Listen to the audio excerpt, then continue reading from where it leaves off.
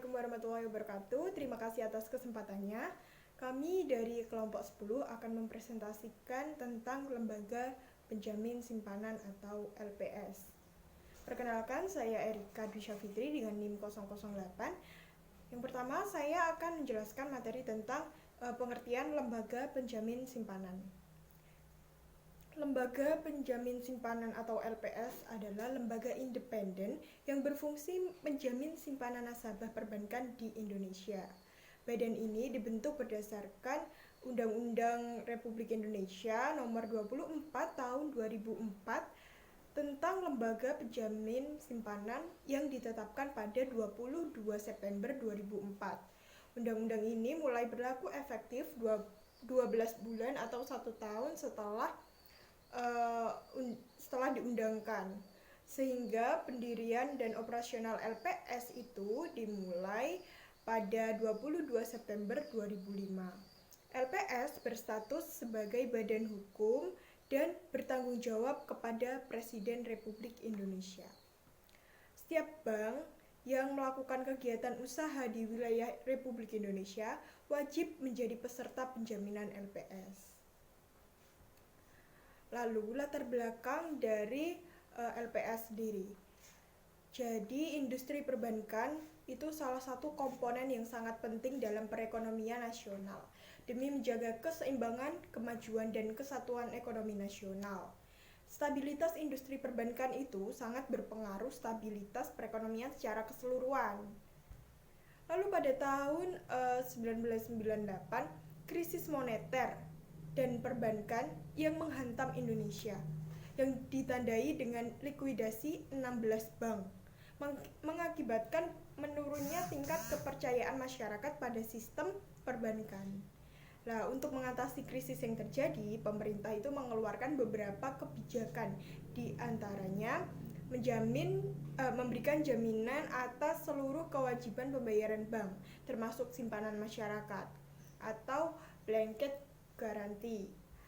Nah, hal ini ditetapkan dalam keputusan Presiden nomor 26 tahun 1998 tentang jaminan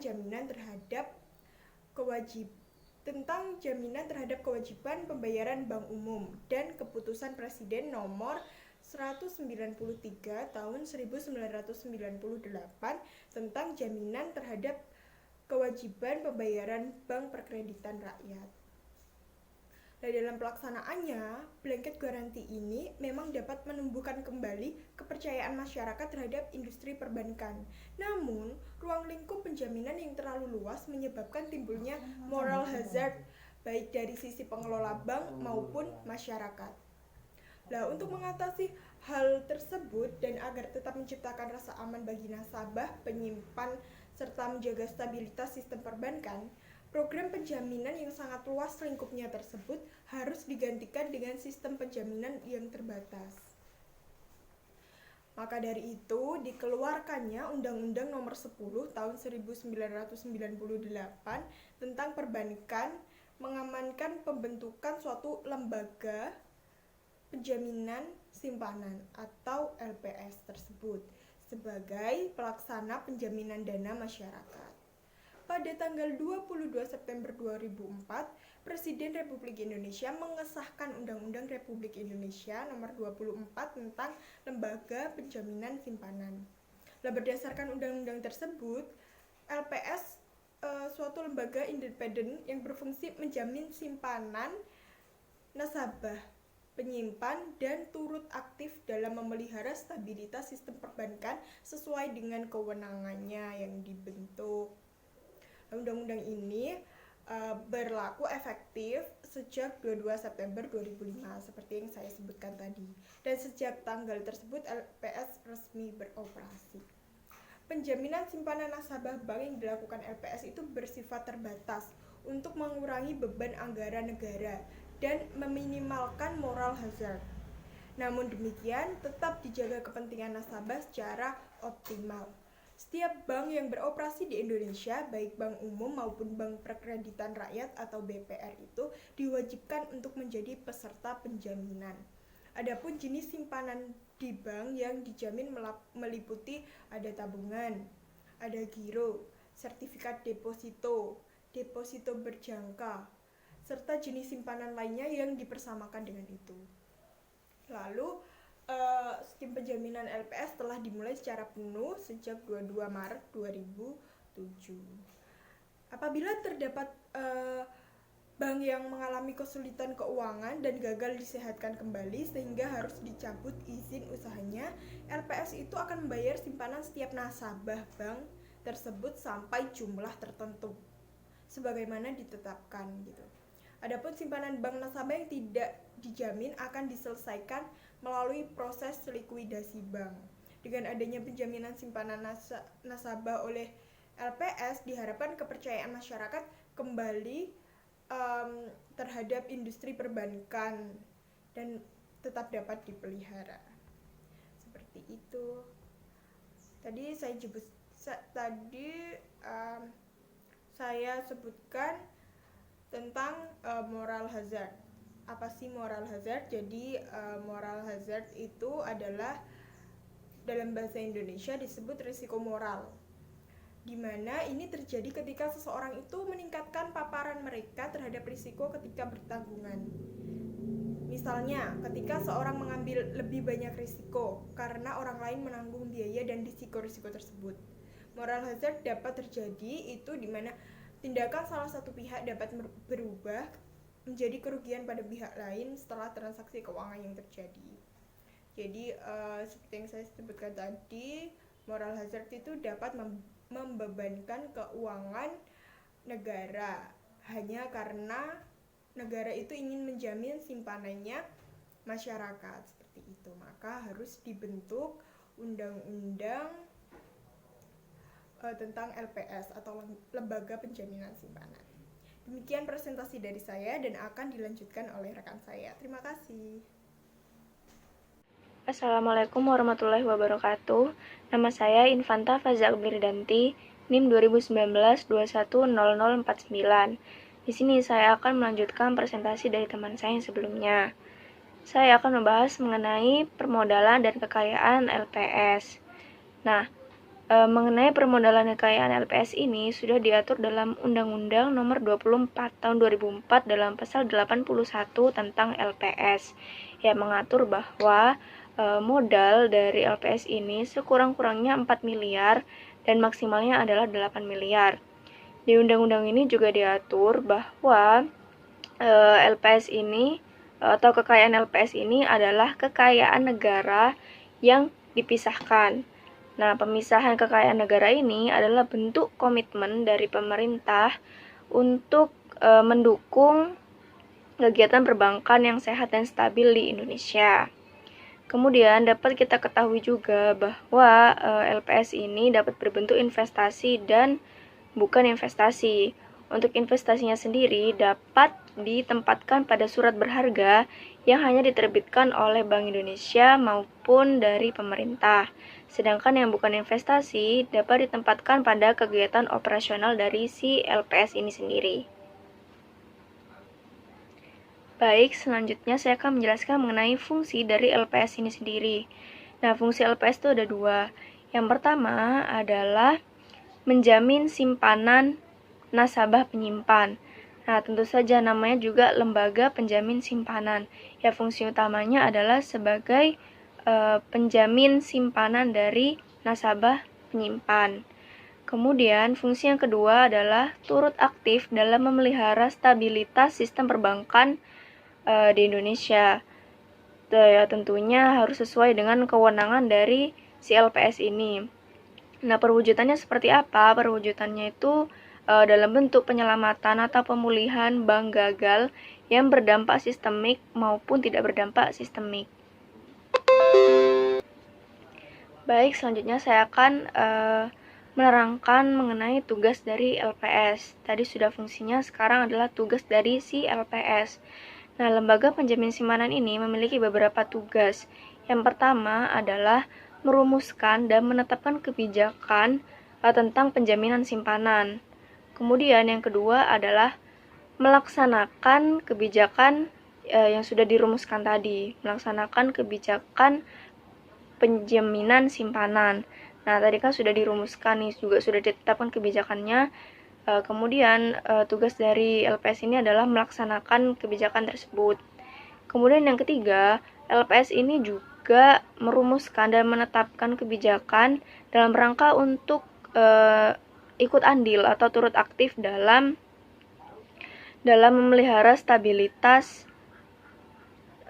sistem perbankan di Indonesia. Kemudian yang keempat, LPS ini juga harus merumuskan, menetapkan, dan melaksanakan kebijakan yang berkaitan dengan bank gagal atau penyelamatan bank gagal yang berdampak terhadap sistemik maupun tidak berdampak pada sistemik. Yang berdampak pada sistemik, LPS ini harus mengajukan dulu kepada komite koordinasi.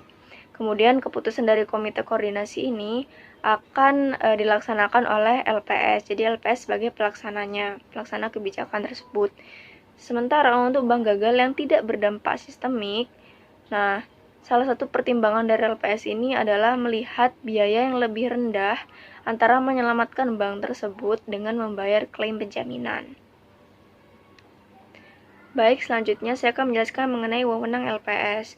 Nah, wewenang LPS ini cukup banyak ya. Salah satunya yang pertama adalah menetapkan dan memungut premi penjaminan. Nah, premi penjaminan ini harus dibayar oleh setiap bank peserta LPS. Bank peserta LPS juga wajib membayar biaya kepesertaan. Nah, untuk premi penjaminannya sendiri itu sebesar 0,1% dari saldo rata-rata simpanan setiap periodenya. Nah, premi penjaminan ini itu bisa berbeda-beda tiap bank karena tergantung dari skala resiko kegagalan setiap bank. Kemudian wewenang selanjutnya adalah menetapkan serta memungut kontribusi pada saat bank pertama kali menjadi peserta LPS. Nah, selain itu, LPS juga mempunyai wewenang untuk melakukan penyuluhan kepada bank-bank atau kepada masyarakat mengenai penjaminan simpanan. Nah, selanjutnya, LPS ini juga mempunyai wewenang untuk mendapatkan data simpanan nasabah, juga untuk mendapatkan laporan keuangan dari bank. Itu merupakan wewenang dari LPS. Yang nantinya data-data ini akan dilakukan rekonsiliasi atau verifikasi atau semacam konfirmasi mengenai data-data yang sudah saya sebutkan tadi. Nah, selain itu, LPS juga memiliki wewenang untuk mengatur kekayaannya, untuk mengelola kekayaannya. Nah, selain itu, LPS ini juga memiliki wewenang untuk menjatuhkan sanksi administratif. Tapi LPS dalam menjatuhkan sanksi administratif ini tidak sembarangan. Ada beberapa kejadian atau kondisi yang menyebabkan LPS ini menjatuhkan sanksi administratif. Contohnya yang pertama, apabila bank tidak melunasi premi penjaminan, nah itu ada sanksinya. Terus apabila kemudian bank ini terlambat dalam memberikan laporan keuangan, nah itu ada sanksi administratifnya. Baik, saya rasa sekian dari saya. Materi selanjutnya akan dilanjutkan oleh teman saya yang berikutnya. Terima kasih. Tetapkan kebijakannya. Kemudian tugas dari LPS ini adalah melaksanakan kebijakan tersebut. Kemudian yang ketiga, LPS ini juga merumuskan dan menetapkan kebijakan dalam rangka untuk ikut andil atau turut aktif dalam memelihara stabilitas sistem perbankan di Indonesia. Kemudian yang keempat, LPS ini juga harus merumuskan, menetapkan, dan melaksanakan kebijakan yang berkaitan dengan bank gagal atau penyelamatan bank gagal yang berdampak terhadap sistemik maupun tidak berdampak pada sistemik. Yang berdampak pada sistemik, LPS ini harus mengajukan dulu kepada komite koordinasi. Kemudian keputusan dari komite koordinasi ini akan dilaksanakan oleh LPS. Jadi LPS sebagai pelaksana kebijakan tersebut. Sementara untuk bank gagal yang tidak berdampak sistemik, nah Salah satu pertimbangan dari LPS ini adalah melihat biaya yang lebih rendah antara menyelamatkan bank tersebut dengan membayar klaim penjaminan. Baik, selanjutnya saya akan menjelaskan mengenai wewenang LPS. Nah, wewenang LPS ini cukup banyak ya. Salah satunya yang pertama adalah menetapkan dan memungut premi penjaminan. Nah, premi penjaminan ini harus dibayar oleh setiap bank peserta LPS.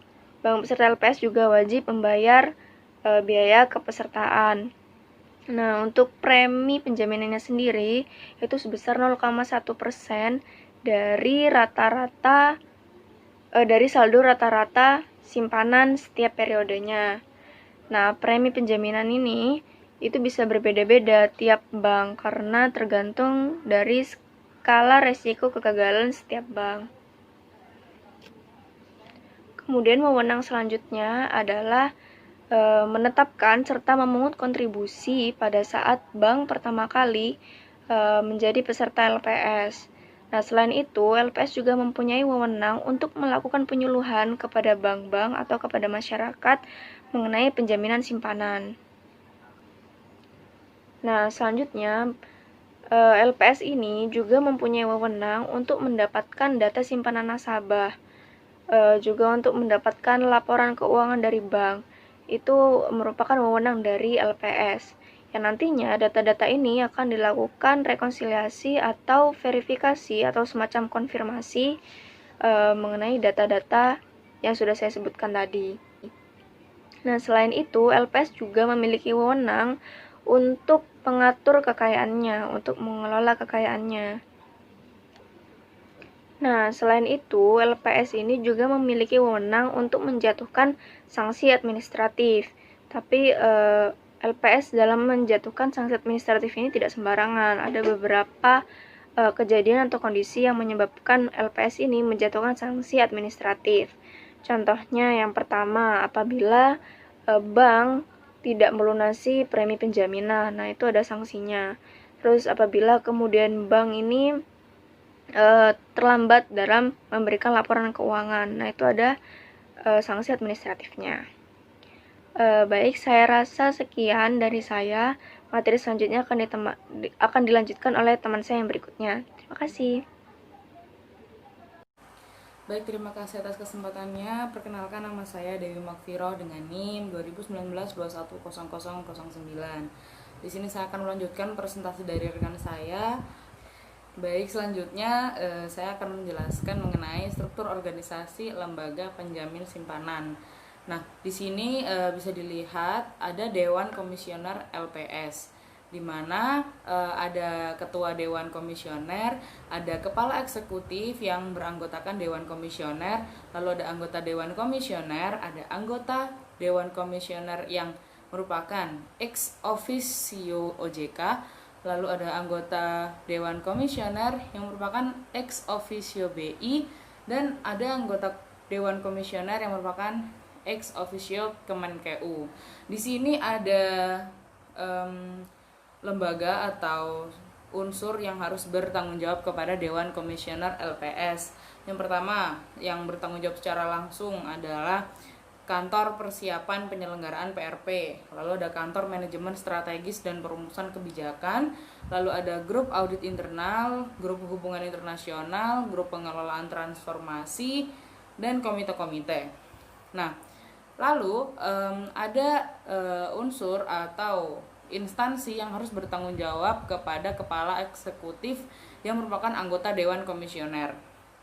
Nah, unsur-unsur ini adalah Direktorat Riset, Surveillance dan Pemeriksaan, lalu ada Direktorat Klaim dan Resolusi Bank, ada Direktorat Hukum, ada Direktorat Keuangan, Direktorat SDM dan Administrasi, lalu ada Biro Manajemen Resiko, Kepatuhan dan Tata Kelola, ada Sekretariat Lembaga, dan Grup Sistem Informasi. Nah, selanjutnya saya akan menjelaskan tentang permodalan dan kekayaan LPS. Nah, permodalan dan kekayaan LPS itu didapat dari modal awal LPS yang ditetapkan sekurang-kurangnya adalah 4 miliar dan sebesar-besarnya 8 miliar. Lalu kekayaan LPS merupakan aset negara yang dipisahkan. Kekayaan LPS berbentuk investasi dan bukan investasi. Nah, investasi hanya dapat ditempatkan pada surat berharga yang diterbitkan pemerintah atau Bank Indonesia. Nah, LPS tidak dapat menempatkan investasi pada bank atau pers lainnya kecuali dalam bentuk penyertaan sementara dalam rangka penyelamatan atau penanganan bank gagal. Nah, selanjutnya LPS dapat menempatkan kekayaan bukan investasi dalam melaksanakan kegiatan operasionalnya. Nah, latar belakang dibentuknya LPS ini dari pengalaman atau sejarah.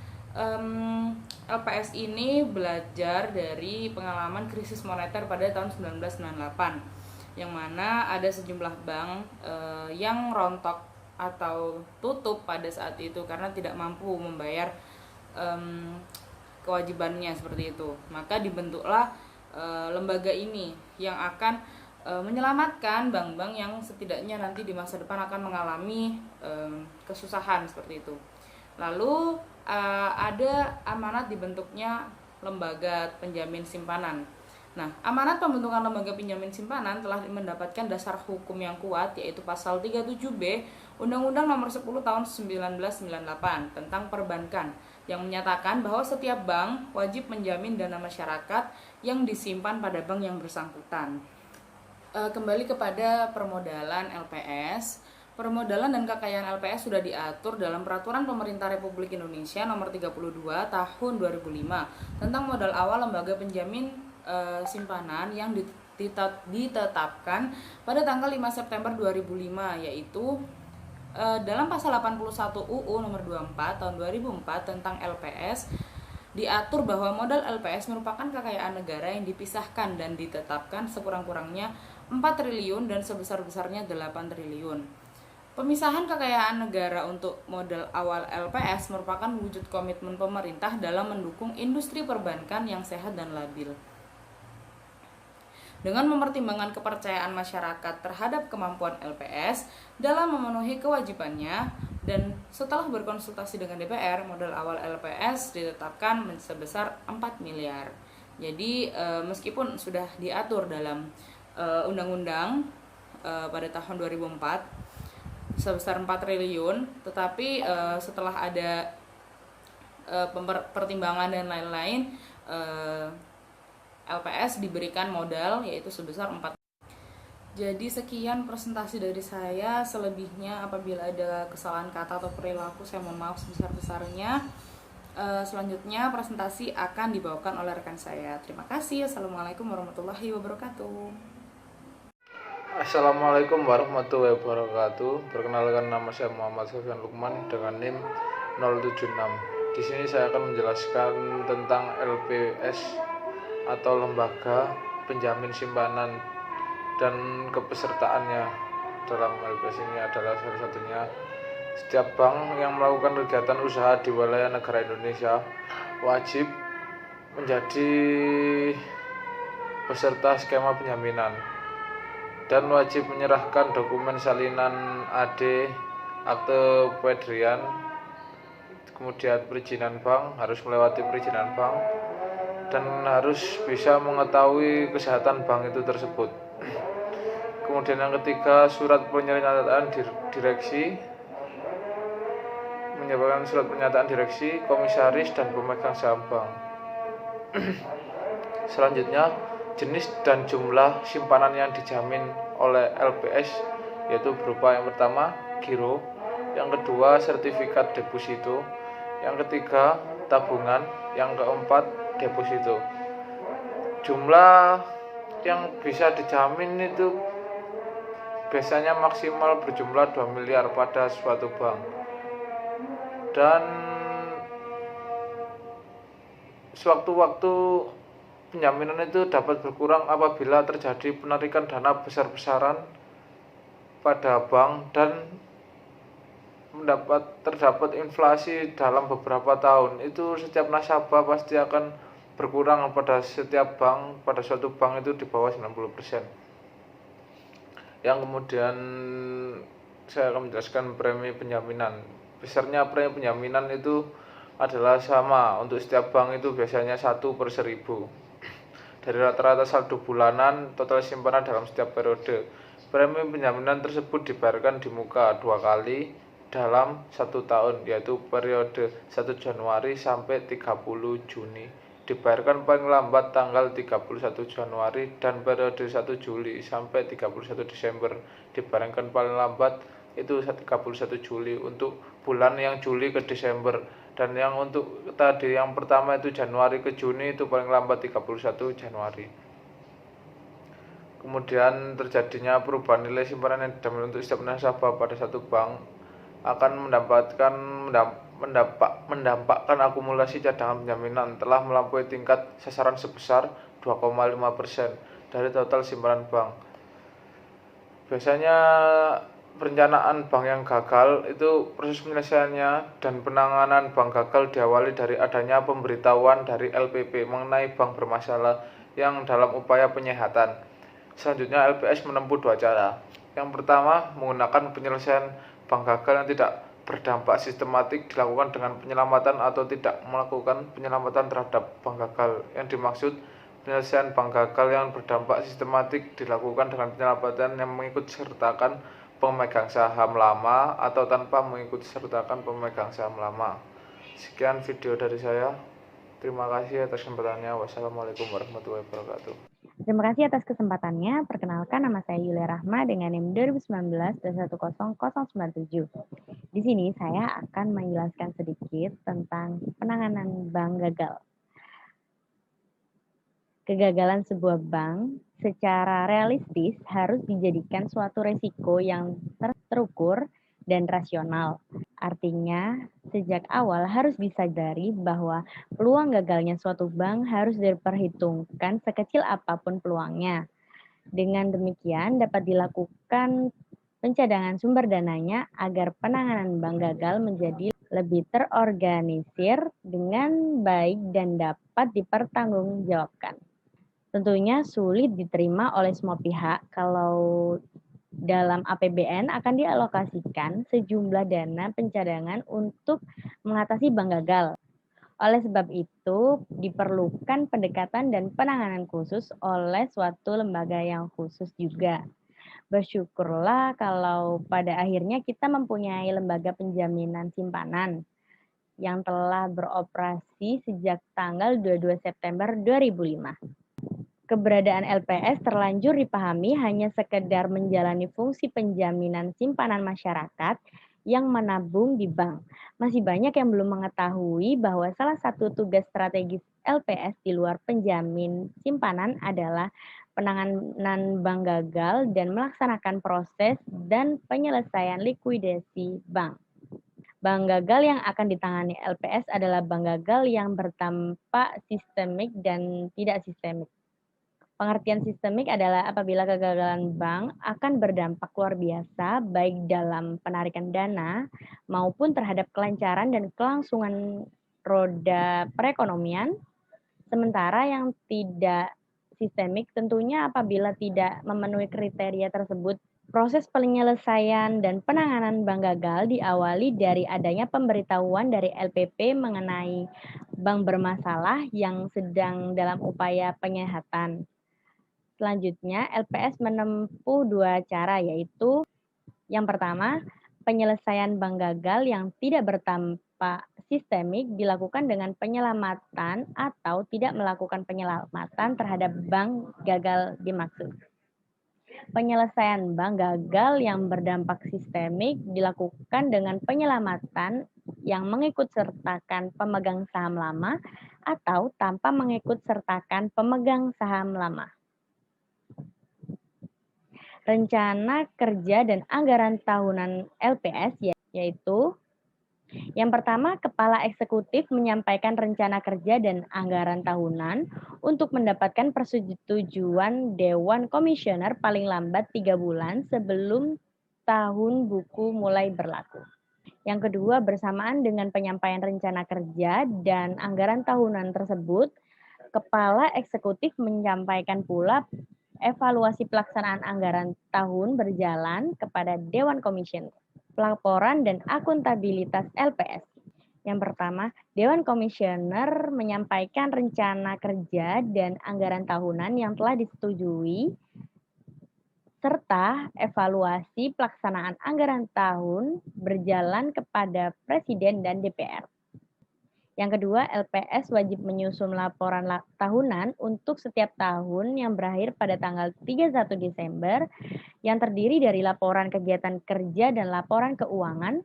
Laporan keuangan tersebut diaudit BPK dan diterbitkan paling lambat 31 Maret tahun berikutnya.